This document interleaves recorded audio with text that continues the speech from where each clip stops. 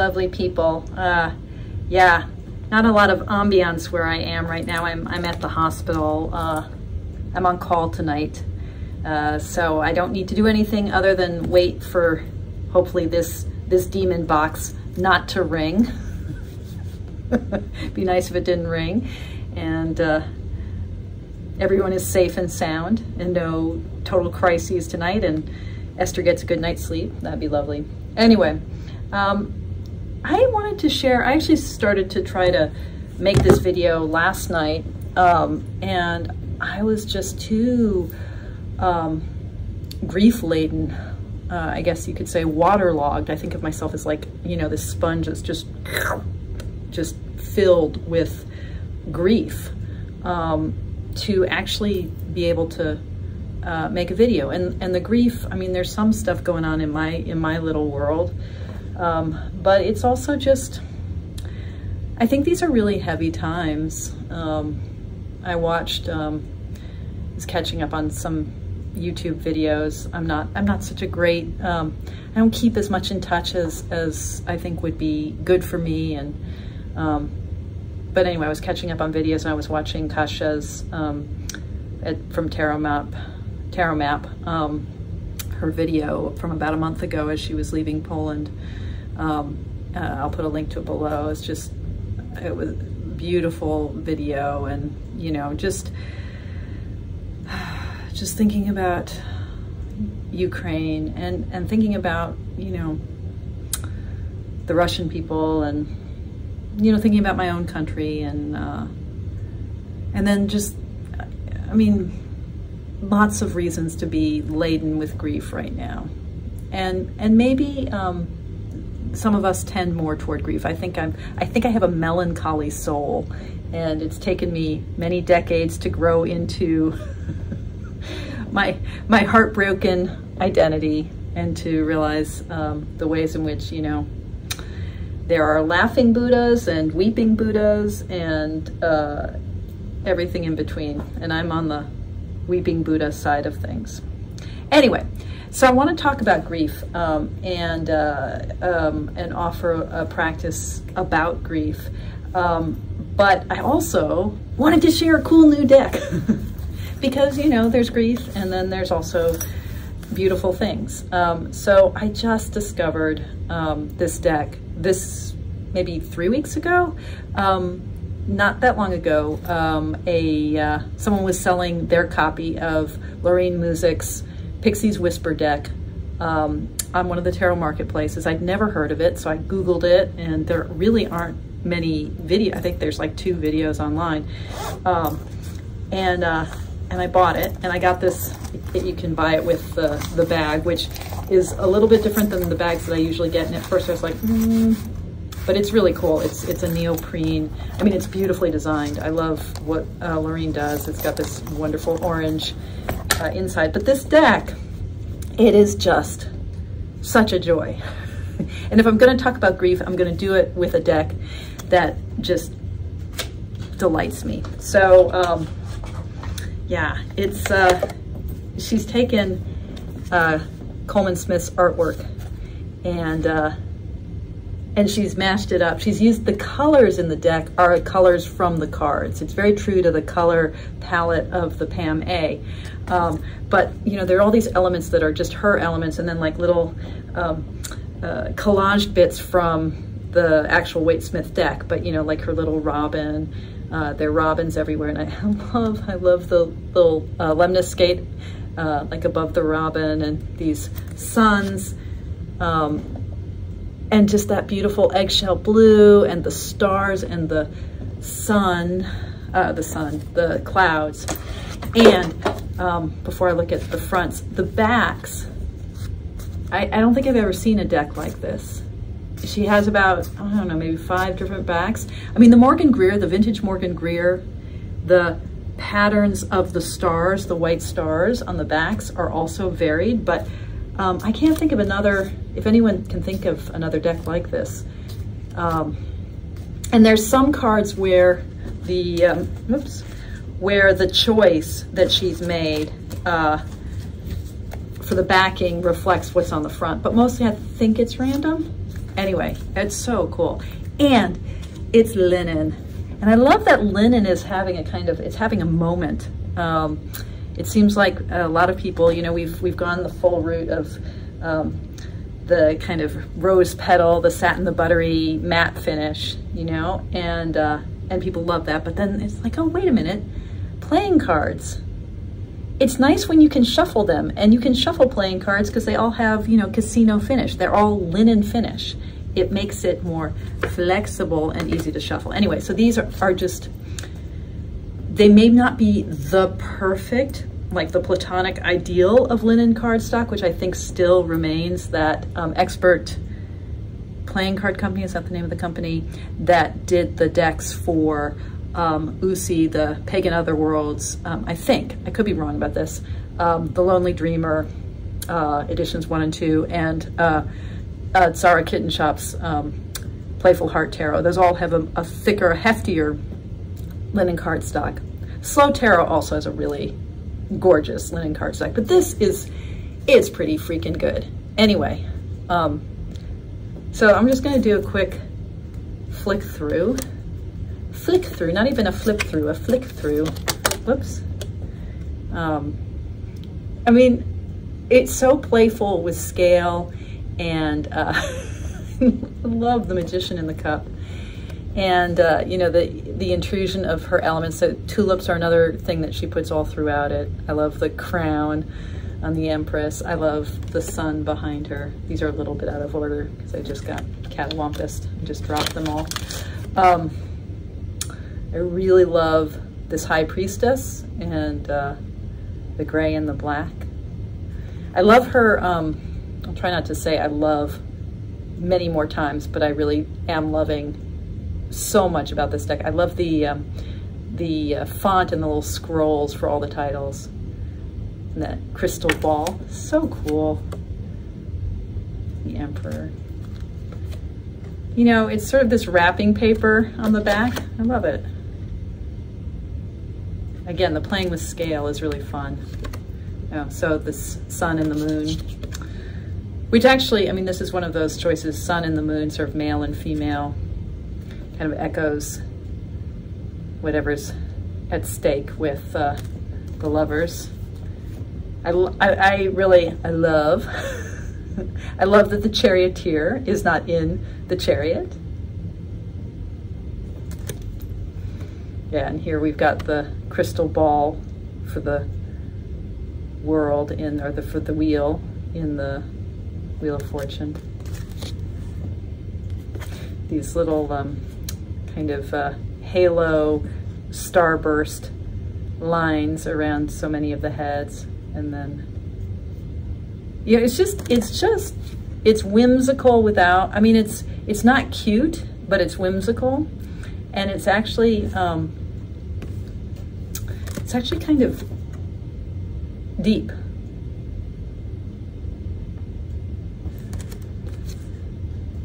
I've done a couple of readings with it and have been, this lion, we see this again in the nine of Wands, this lion comes back.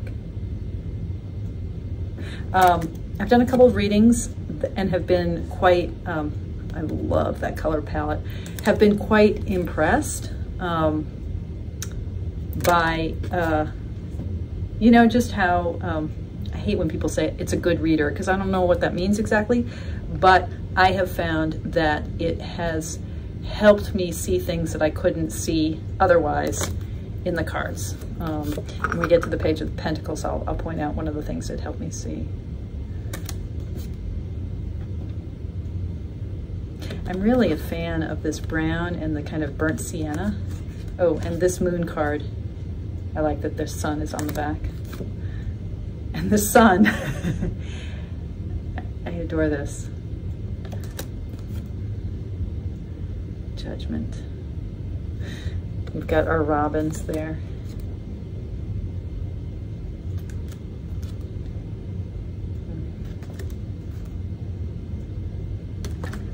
Let's see if I can do this a little bit faster.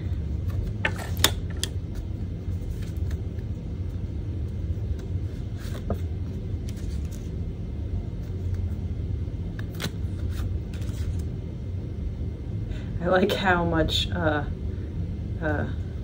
more turbulence there is, and even the smooth water doesn't seem all that smooth. And here's the chariot. I don't know. They're these, I don't know if they're catbirds or not. These, they're kind of like crows, but they have black heads. This kind of a little bit like the Terre de Marseille, interlocking. It's not really Terre de Marseille. It's a kind of variant of the Terre de Marseille. I'm thinking of a particular deck variation, but I can't bring it completely to mind. The constellations. You've got the whole night sky there. That was me the other night. Yeah, grief laden. And grief, it's so close to anxiety, you know? It's like grief is like anxiety that's been sitting out of the fridge for too long and has gotten sour. I love the robin. These little, you know, this page of swords, these little sprigs of growth. This sense that we've got a kind of stage, that this is a kind of play or a kind of tableau, theater, you know. Pamela Coleman Smith knew a thing or two about the theater. And it seems to unite all of the court members in the Court of Swords. This is very Monty Python-esque. The severed hand somehow. So sweet. Sort of shades of the Three of Cups with the threeness, with the teamwork of the Three of Pentacles, which for some reason I'm not exactly sure why she calls the Pentacles coins. And then this this death's head, you know, the skull, this cow skull. It's what we also saw in the Devil card. So there's some interesting, you know, it's thoughtful, it's fun, it's whimsical, it's beautiful. I think it's a pleasure to use. And it's thoughtful. I think this is fabulous, you know, that the bird appears as we do the work. This was one of the cards I've pulled in a recent draw and with this deck, and I was just like, oh yeah, you do the work and the guidance appears. And it's the same, the same bird. It's not a falcon, and it doesn't have a hood on. You know, the Ten of Coins, Ten of Pentacles in the Waite-Smith deck is probably my least favorite card in the deck. It's, you know, it's so, I'm not sure if I'm supposed to have that reaction to it. I don't know if that's part of the intention of the card. I've always read that the card is just so, is so laden down with, you know, with legacy and family and wealth and just inheritance, and, you know, and you've got the fig vines all over, the grapevines all over the mantle that the patriarch is wearing, and then you've got over on top of that the tree of life, and it's almost impossible to read. And yeah, this just breaks it down. Herald, you know, legacy, wealth, shining wealth. Again, this sense of theater that is all through this deck. And the two dogs looking up, I love it. The two dogs are there, the Page of Coins. So yeah, it's like, you know, the sort of the gift of whatever the coins represent, the sort of the material world, the natural resource, and how we can make it valuable, you know, and how that can compel and shine and become the center of everything. But then kind of that's compelling this, the page's gaze while nature flourishes below. So you've got some of the light and the shadow that I think is in the Pentacles. Yeah, I would love to ask Loreen, you know, what's the deal with the curtains? What's the deal with this theatrical setting? Love it. And I think there are a lot of things in the cups that I don't know if this is my favorite of the suits, but I love that depiction of the Four of Cups, which is actually the same kind of wit that we see in Maggie Stiefvater's Four of Cups for the Raven's Prophecy, where the idea of that kind of sense of dissatisfaction and ennui and like life isn't good enough, it has this sense of the mirror and the reflection and, you know, this kind of not seeing what's really there, but our projective imagination and the ways in which we empty out our world by not seeing what's there and seeing instead what we imagine to be there or what we imagine to be missing. This is a beautiful Five of Cups. Yeah, it's a very, I think the cups are a very thoughtful suit. I like that the Seven of Cups, we don't have a figure beholding them, we just have the fantasies. Yeah, and then through the proscenium arch, here we go.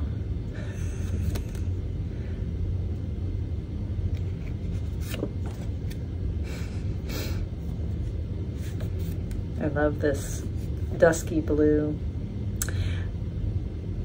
Yeah, I mean, the shield, I guess that's maybe something that recurs throughout. I really have to sit with the symbolic world that's been created here. I think it's quite intuitive, and it might be that it doesn't, you know, it's that if I try to push too hard on what Loreen Muzick is doing, I'm not going to find, like, you know, this great, deep, coherent vision, but that's okay. It's still super fun. I love it. Yeah, there's the lion again that we saw in the strength card. And another one of those cow skulls. It's just, it's a great deck. It's not inexpensive. It's not a cheap deck. It's an investment, a little bit of an investment, but it's an independent deck, and we should be doing everything we can to reward and to support independent artists. So I love it. Pixies Whisper. So now, okay, I have, you may have noticed that these cards are in order. They actually weren't in order. I rearranged them, and I rearranged them in a particular way, reflecting the practice that I want to demonstrate. So I'm going to rearrange things a little bit so I can lay out my cards. Okay, so some of you may know I've been playing with dice lately. I've been playing specifically with the 7-piece Polyhedral Dice, known to many from Dungeons and Dragons. So here's one of my 7 dice sets. This, by the way, it's an extra D10, a 10-sided dice, what's called a pentagonal trapezohedron. And I don't know if you can see it, but this is a really beautiful resin die that's made by actually someone local. Cozy Gamer is the Etsy shop, and not to, I mean, some of her, I think it's a she, some of her dice are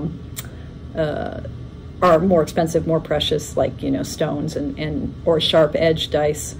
But her resin dice is plural, die is singular. Her resin dice are very reasonable often. And this one has like copper filaments inside a blue. Yeah, it's really pretty. Okay, that's an extra one. So, so my 7-piece Dungeons, sorry, I'm shaking the camera, Dungeons and Dragons dice. Here's the thing about the history of the dice that are used in Dungeons and Dragons and other role-playing games. They were originally sourced as part of an educational set of five dice that were made to teach folks the Platonic solids. Now there are 5, and no more than 5, perfect polyhedral solids. What makes them perfect is that they are polyhedral, multi-sided dice that have on every face the same polygon, the same two-dimensional shape with equilateral, right? So here's a cube, a six-sided die that's built up of 6 squares. This is a dodecahedron. It's a 12-sided die that's made up of 12 equal-sided pentagons. This is an octahedron. It's an 8-sided die that's made up of 8 equilateral triangles. This is a tetrahedron. It's, right?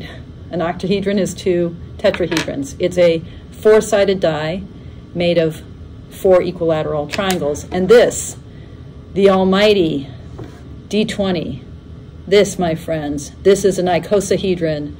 It's a 20-sided die made up of 20 equilateral triangles. These are the Platonic solids. They're called the Platonic solids because Plato talks about them. It's not that complicated. He talks about them in the Timaeus. They're thought to have been discovered by Pythagoras. Pythagoras, we don't have his direct writings, so we sort of know what Pythagoreans thought, but we don't necessarily know what Pythagoras himself wrote or discovered. But Plato talks about these, and he talks about 4 of the 5, and again, there's only 5 of these polyhedrons. Polyhedra, I guess is the plural. Only 5 of these, only 5 perfect solids like this, the Platonic solids. And when you think Platonic perfection, right, you know, you're thinking about the world of ideas and the way in which we can achieve a sense of, you know, the quintessential whatever it is, you know, the Platonic form of table, the very ideal, the paradigm of table, the idea of table. So the Platonic solids is like, oh wow, these are like these ideal objects, but they actually exist. Here they are. And Plato associated them in his dialogue, the Timaeus, with the 5 elements. So he said, the cube is earth. The dodecahedron he associated with water. And this may not come as a huge surprise, the tetrahedron he associated with fire, right? That triangle of fire. And the octahedron he associated with air. So fire and air, right? These sharp elements. And then earth, chunky earth, and the grace of the dodecahedron is water. And he said, well, this is the heavens. And Aristotle later associated this with the 5th element. The 5th element being ether, the space that contains the natural elements. So what do tarot people, what do we notice here, right? I mean, isn't this cool? These 5 elements sound familiar, sound like they might correspond to the suits of the tarot. Yes, my friends. This is another aspect of my tarot bones, to think about the way in which I can use each of these dice in my relationship to the 5 suits of tarot, the pentacles with the square. With this, I keep calling it the square. With the cube, right? The cups. Sorry, the cups with the dodecahedron. The wands with the tetrahedron, and the swords with the octahedron, and then the majors with the 20-sided dice of the icosahedron. Isn't that cool? I think it's cool. So let's come back to grief. So here's what I want to say about grief. And again, sorry that I'm in a conference room in a hospital. I guess it's an appropriate place to be talking about grief, and probably one of the reasons I'm grief-laden these days. Well, of course one of the reasons I'm grief-laden these days is because I'm a freaking hospital chaplain. Okay, so here's what I want to say about grief. I want to say that there are 4 cards in the tarot that I think can teach us about grief. The first is the Three of Swords. The second is the Four of Pentacles, or coins. The third, sorry, I'm making stacks here. The third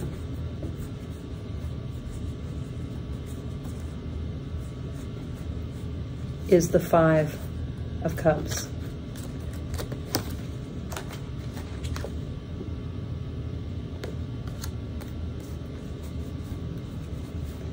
And the sixth, and this one is a little bit weird perhaps, but we'll get there when we get there. The sixth is the Six of Wands. Okay. 3, 4, 5, 6. The Three of Swords, the Four of Coins or Pentacles, the Five of Cups, and the Six of Wands. I also want to say that there are two cards that are super relevant in what I'm doing today with you guys. Super relevant. Oops. Of course, I have to actually find the cards.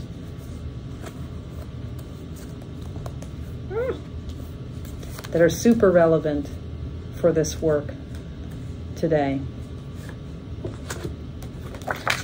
One is the Hermit. The Hermit is where we start with the work of grief. And the work of grief that I want tarot to help us with is specifically bringing our attention in to the movement of grief in our very hearts, bodies, and minds, to really be able to sit with it, to understand it, to learn from it, to take grief as our lesson. So it starts with what the Hermit does, which is to shine the light and to look within. The Hermit is not shining the light out there, right? The Hermit is holding his light, looking down. I've said this before in other videos, and it's something that I talk about a lot with my tarot community, with Mindful Tarot community, and with students, is that if we want to think about the journey that the major arcana plays out in the movement from the Fool all the way through to the world, from the nothingness of this zero, this empty, blank slated Fool, to the everything of this zero that is the Ouroboros, that is the all of the all. If we want to understand this movement from 0 to 21, then we need to look at the movement from the Magician to Judgment and understand those 20 cards from the Magician to Judgment as 2 decades of 10. The tarot, in so many ways, thinks in the number 10, thinks in base 10, like, you know, our 10 fingers, right? And, you know, it makes sense that it thinks in 10, partly because we have 10 fingers and 10 toes, but also in part, I have to find the world. Where is the, no, I have, no, not the world, the wheel. There we go. In part because in its origins, the tarot is working with Roman numerals. And 10 is that magical X, right? Where things come together, where you have a world that can turn on its axis, right? Where X marks the spot. So 10s are pretty magical, right? And this is also something that Pythagoras could tell us, right? 10s are pretty damn magical. And because of that, we might start, I have too many cards here. We might start with the movement of enlightenment that the Hermit represents, a kind of inner movement of seeing, of insight. But in the second decade, the second suite of 10 in the major arcana, that movement of light comes out into the open. So the work of grief that I want to do with you all tonight is to bring our attention inward into where grief lies in this body, this heart, and this mind. This mindful inquiry about grief in order to be able to turn the light outward and illuminate our whole world through the work that we've done. In some ways, the relationship between the hermit and the sun, between an inner path and an outer path, in some ways, that's spiritual work. That's the hero's journey. That's the journey of self-realization, of self-actualization, right? That's the journey that hopefully we're all embarked upon, that finding out about the self is actually taking us back out into the world. So remember that I was saying there are 4 cards that I think teach us about grief in the tarot. These are the 4 cards we're going to investigate in a second. There's the 3 of Swords, the 4 of Coins, the 5 of Cups, and the 6 of Wands, right? 3 and 6, the outer cards, equals 9. 4 and 5, the inner cards, equal 9. The work we're going to be doing tonight, and I say tonight because it's night here, it might not be night when you're watching this, the work we're going to do tonight, and I say we, although I'm talking to myself, so that aside, the work we're going to do tonight, in quotes, is moving from an inner 9 to an outer 9. Okay? All right, so how are we going to do this? This is where our dice come in. Okay.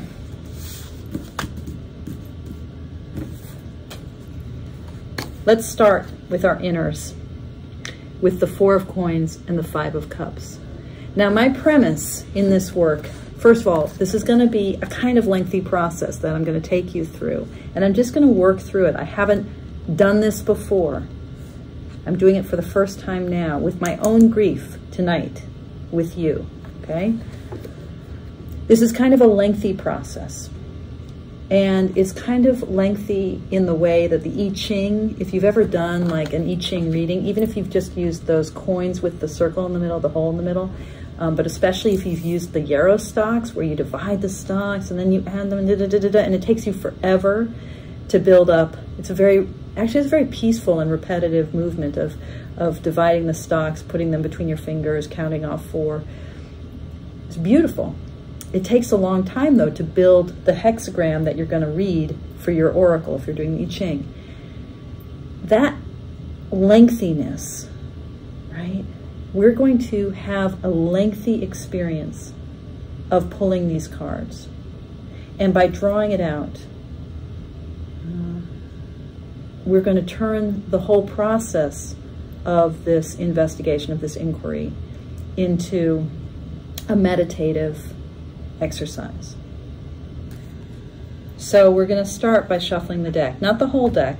I'm going to leave out my 2 journey cards to guide me. They're sort of my guidance cards, sort of denoting the inner journey or the inner illumination and the outer illumination. And I'm going to also leave out my 4 grief significator cards because I'm going to be pulling cards to help me read the lesson, the meat of my grief in terms of these 4 cards. So there's the 4 of Coins and the 5 of Cups, which are the inward exploration that I need to begin with. And as I render things more external or outward facing, the 3 of Swords and the 6 of Wands. Those are my significators. Okay, so I'm going to shuffle, and I need to shuffle really well because I had cut my decks. I had organized it into suits, but you get to see a little bit about how beautifully this linen cardstock shuffles, and also how fun it is to shuffle a deck that has different backs.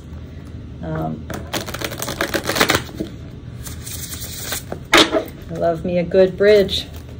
I love me a good bridge. I'm not, you know, given how much I love cards and I love shuffling, it's kind of absurd at how bad I am at shuffling.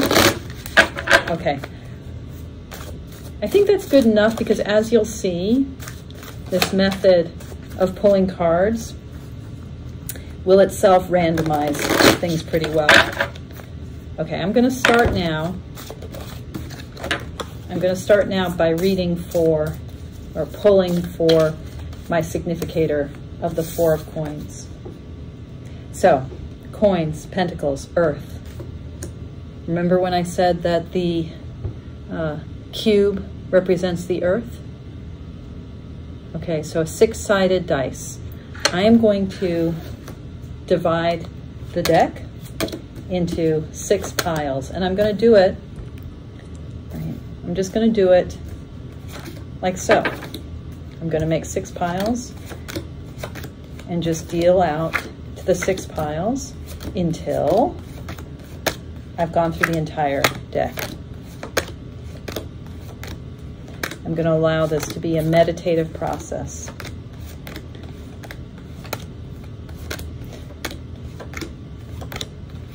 This is not about hurrying for an outcome. This is about allowing me to settle into this activity. This activity of delving the earth-sidedness of grief, of understanding how this holding of energy of the 4 of coins, this death's grip that I have on my body, on the material world, on the world of resource and growth and nurture, to understand more deeply what there is to understand in the grief nature of this gesture. So I'm going to roll now my 6-sided dice, and I get the number 2. I'm going to take the second pile and take from the top. The 10 of Wands. And look at this. Look at the skull in the corner of the 10 of Wands. So this grief of holding, you know, the way that we want to hold so tightly, and how that informs the heaviness of grief. We're holding it all, right? It's like I can't let anything go.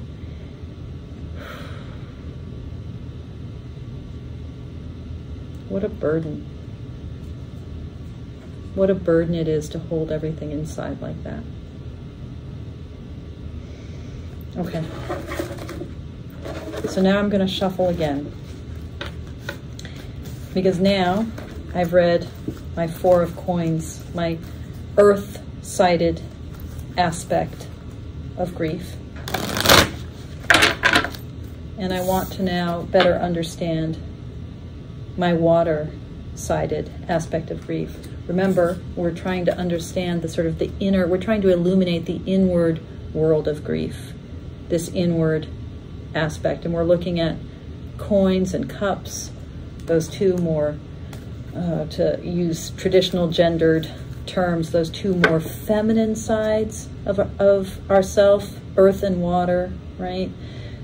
Coins and cups, the sort of more receptive or passive aspects of the tarot's alchemy, if you will, that kind of more inward side of tarot.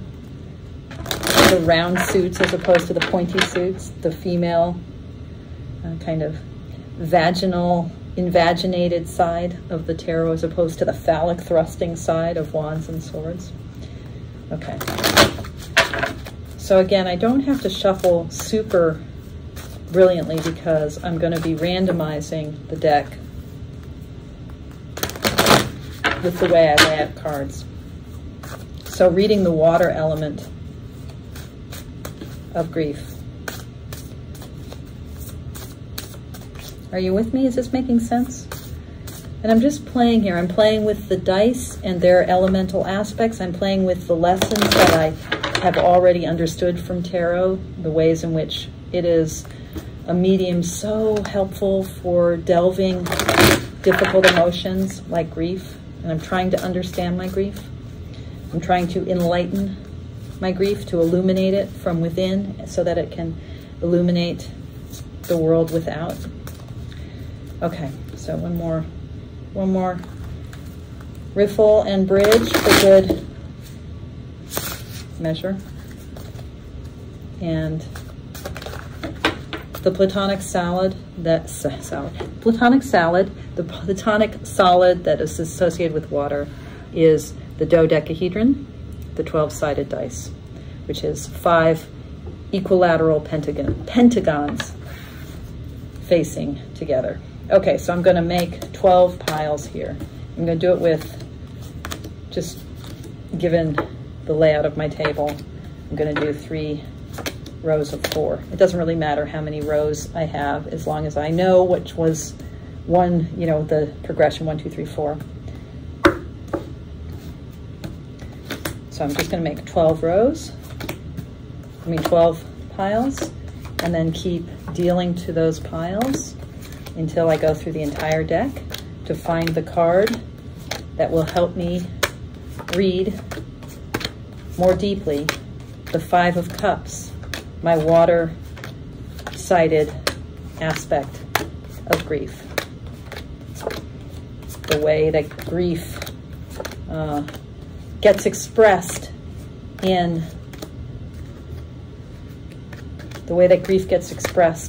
in my soul, in my heart, in my imagination, in that watery world of emotionality and spirituality. Okay, I've got my 12. They're very messy piles, but it doesn't matter so much. And I'm going to roll my dodecahedron, and the number I get is 4. 1, 2, 3, 4. Here's my 4th pile.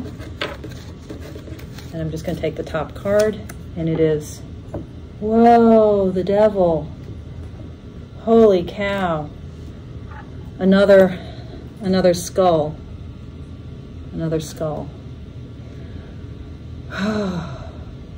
So I was just thinking about the devil in the Thoth system and the way that Crowley interprets it in the Crowley-Harris deck, and thinking about it in terms of this kind of creative impulse that just wants to, that has no restraint to it, that just kind of expresses itself willy-nilly with no, you know, the sort of very, very phallic, like just the satyr, the fawn, the goat, right? Just rutting. It's all out there. And that's one way to read the devil. I think more that the Waite-Smith devil and the devil that kind of resonates in this context is that kind of being unfettered to our patterns, living a world of, and this relates to instinct too, in the Crowley sense, but living a life of pattern, of that kind of instinctual, reflexive, merely reflexive, not intending behavior. And so here's grief as the 5 of Cups. You know, that kind of spirit of remorse, of looking at what's been spilled and not what's in the future, what's ahead, what's right over there. But just loss, right? That backward look of the 5 of Cups. You know, this is death, right? That backward look is death. And of course, death and grief, I mean, they go together. But that backward look is death, right? Because it's like, I can't get away. I was just talking with a patient about this today, in fact. A patient who's trying to change their life in the face of this wake-up call that their illness has been. It's like, I'm not going to live that life anymore. This is a new day for me. And I was like, yeah, but don't have that be about looking backward. Like, I don't want that anymore. Have it be about looking forward, right? Not remorse and regret propelling us into the future, but the brightness over there. That's how we become free. Okay. Whew. See what I mean about this deck? I mean, it's such a cute, sweet, fun deck, but, you know, Loreen has put these symbols into it, like that kind of George O'Keeffe skull threaded throughout that just, whew, it takes us somewhere, doesn't it? I love it. Okay. And it's just pretty. It's just pretty. Okay. Like my sparkly dice. Aren't these pretty? All right. So now we're moving into the light. So we've been kind of plumbing the depths of this grief. And now, how do we move it forward into daylight? How do we get out of the shadows and into daylight with our grief? And we're going to be looking at the 3 of Swords and the 6 of Wands, okay?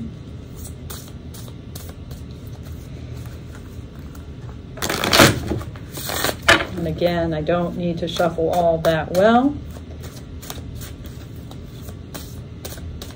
but shuffling enough. And you know, this shuffling, I mean, you know how it is. You shuffle with a deck and you sort of bond with it a little bit more. You sort of imprint yourself on the deck and the deck on you. So I'm all in favor of really slowing it down. You know, when I do tarot readings for clients, there are 75 minutes, 90 minutes. We do at least 2 spreads. And they're long, not because there's so many cards on the table, but just we take time. We take time with the cards and time with exploring the cards. Time selecting and time unfolding. Okay, so the 3 of Swords. This piercing of the heart. So the 3 of Swords, swords are the suit of air, and the platonic solid associated with the air is the octahedron, right? 8 sides. We're going to create 8 piles here.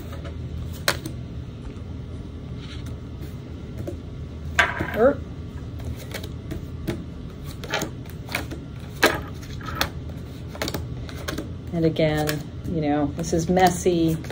I'm doing this on a conference table. This isn't an ideal environment, but it is the environment that I have. And in that sense, it is ideal, right? Wherever we play with our cards is our tarot studio, just like wherever we meditate is our zendo. The world is our zendo. The world is our tarot reading cloth and our gypsy caravan. Okay, rolling the die. And the number I got was 8. So I'm going to take the 8 pile, and here's my card. Whoa! Okay, Wheel of Fortune with its crystal ball here. So, how things turn, right? You know, that Wheel of Fortune with its sense of, you know, it's all in motion, right? Now, this image of the crystal ball gives a sense of, I think for Loreen, this is very much about destiny, right? And being able to kind of commit ourselves to the movement of fate, the movement of destiny. But that movement is very much a circle, right? It's very much the Ouroboros circle, right? The snake that wraps around and grabs its own tail. So what isn't about this tower-like cataclysmic cleavage of grief, the way we're cut through, the way that our insides become our outsides, which is also this movement from Hermit to Sun, our inward journey becoming outward, becoming explicit, the implicit becoming explicit. So, you know, to be pierced in this way by loss, by grief, by betrayal, right? To be cut through, pierced, which is what the swords do, is also I think, to discover the way our heart can move and turn, right? Nothing can be the same ever again.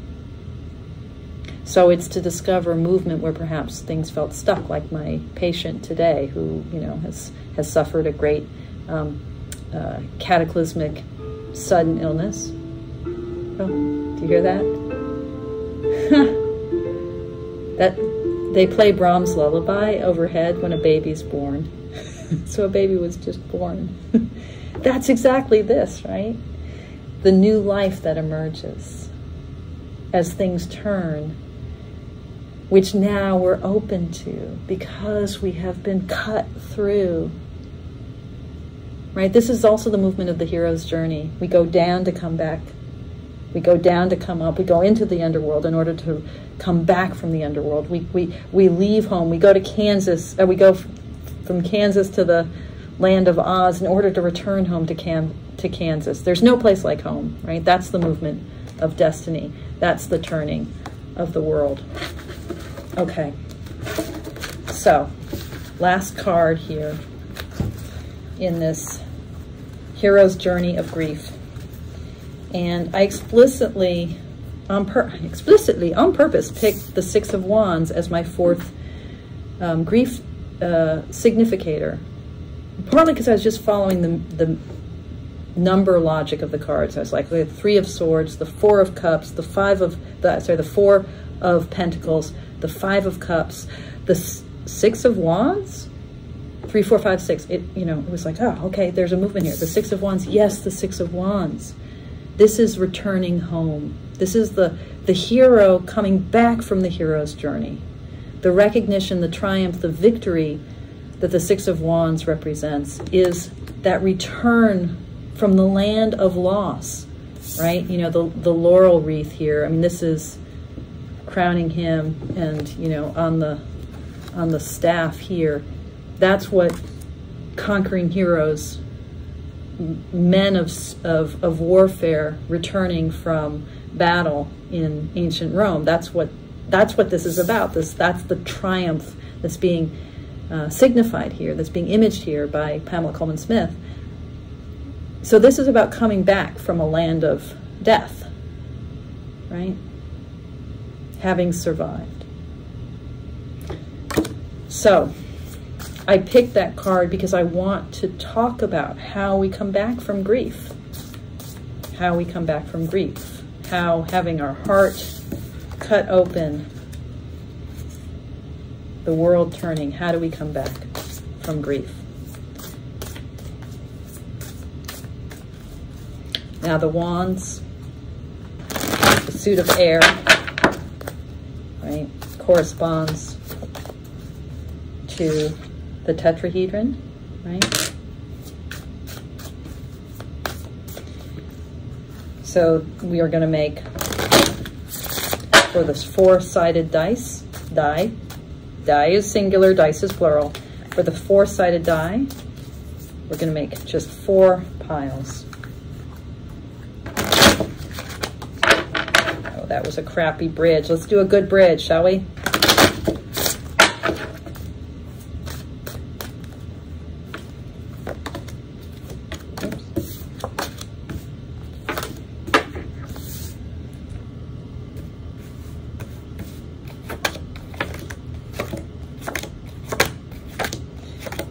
Now, you know, I'm doing this and I'm wondering if this is a practice that anyone else would want to ever do. For me, there's something really translatable in this practice. Namely, you know, using the dice in the way I've done and dividing the deck into significator cards from each of the minor arcana. You could use the cards I've chosen and explore your own grief, and that would be cool. But you could also explore different questions and ask yourself, well, what are the significators from each of the 4 suits for, say you're falling in love and you want to think about love and you want to think about all the aspects of love. So if you were to pick a card from each of the minor suits representing love, what would those cards be? So pick those cards and then do this method to clarify. If you were going to say, well, you know, from the first decade of the major arcana, what card do I want to pick for this particular journey? I was talking about illumination or an enlightenment, but maybe you want to think about the relationship between, say, if you're doing a reading on love, the Lovers and the Tower.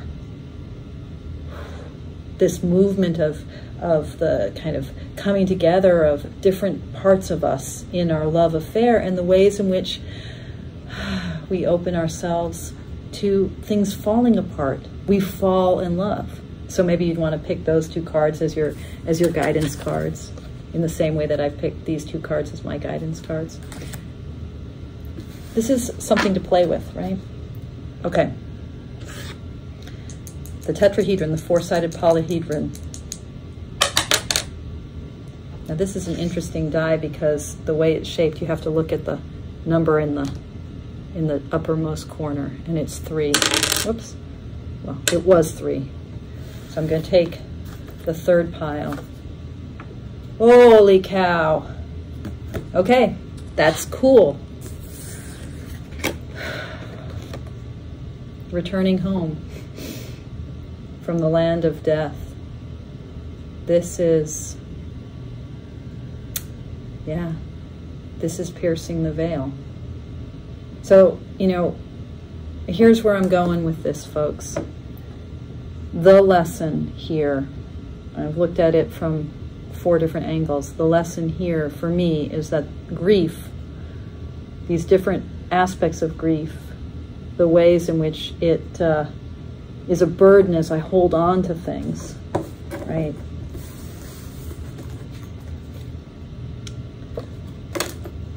The way in which remorse and holding on to the past enfetters me, takes away my freedom. The way in which allowing myself to be pierced through and feeling that division of the self that comes through loss actually opens me up to my destiny. Where that takes me, what I bring home as the hero at the end of my journey, is the wisdom from behind the freaking veil. And there we've got the crystal ball again, right? The crystal ball.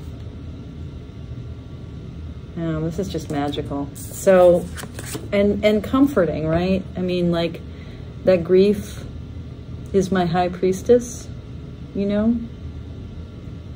She's my ultimate teacher. Wow. Okay. That's what I got tonight, guys. Loreen Muzick's Pixie's Whisper, a surprisingly deep and utterly, not at all surprisingly, delightful deck. And my glittery die. Dice. Die is singular, dice is plural. All right, my lovelies. As always, I thank you for my practice. I do thank you for my practice. I thank you for your practice. And I'd love to have you join the Mindful Tarot community if you found this interesting and provocative or fun or whatever. You can email me at the address below in the description box and ask to join the community. And it's, you know, we meet by Zoom once a month. Yeah. Take good care, everyone. Much love.